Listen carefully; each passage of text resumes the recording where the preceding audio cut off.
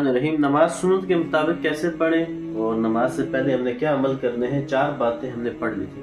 5ویں بات جو آخر میں ہم نے پڑھی تھی وہ یہ تھی کہ نماز جب جماعت کے ساتھ نماز پڑھیں گے تو اس میں صف کو سیدھا رکھنا ہے، اور صف سیدھا کرنے کا طریقہ بتایا تھا کہ ہر شخص اپنی جو ایڑی کا آخری کنارہ ہے اس کو صف کے آخری کنارے پہ، جیسے یہ ہے یا جو بھی جائے نماز ہے یا جو بھی نشان ہے، اس اپنی ایڑی کے کنارے کو اس کے کنارے پہ رکھے۔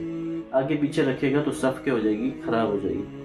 تو جماعت کے ساتھ چونکہ بات آئی تھی تو یہ بات ذہن میں رکھ لیں، جماعت کے ساتھ نماز پڑھنا شریعت میں باجماعت نماز ادا کرنے کی اس کی فضیلت بھی آئی ہے اور اس کے اوپر بڑی سخت تاکید بھی ہے۔ اللہ رب العزت فرماتے ہیں وَارْكَعُوا مَعَ الرَّاكِعِينَ کہ نماز پڑھنے والوں کے ساتھ نماز پڑھو، اَيْ صَلُّوا مَعَ الْمُصَلِّينَ کہ نماز پڑھنے والوں کے ساتھ نماز پڑھو۔ حدیث شریف میں آتا ہے نبی کریم صلی اللہ علیہ وسلم نے ارشاد فرمایا کہ جماعت کی نماز اکیلے نماز پڑھنے سے 27 درجے بڑھ کر ہے اور افضل ہے۔ اس سے آپ اندازہ لگائیں کہ جماعت کی نماز پڑھنا اکیلے نماز پڑھنے سے 27 درجے یہ بڑھ جاتی ہے اور اس کی فضیلت اوپر ہو جاتی ہے۔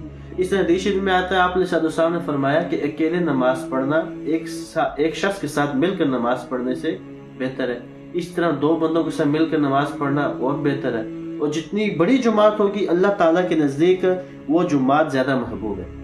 اس طرح حدیث شریف کے اندر آتا ہے کہ جو آدمی عشاء کی نماز جماعت کے ساتھ پڑھے اس کو آدھی رات عبادت کا ثواب ہے، اور جو عشاء کی بھی جماعت سے پڑھے اور فجر کی نماز بھی جماعت سے پڑھے اس کو پوری رات عبادت کا ثواب ہے۔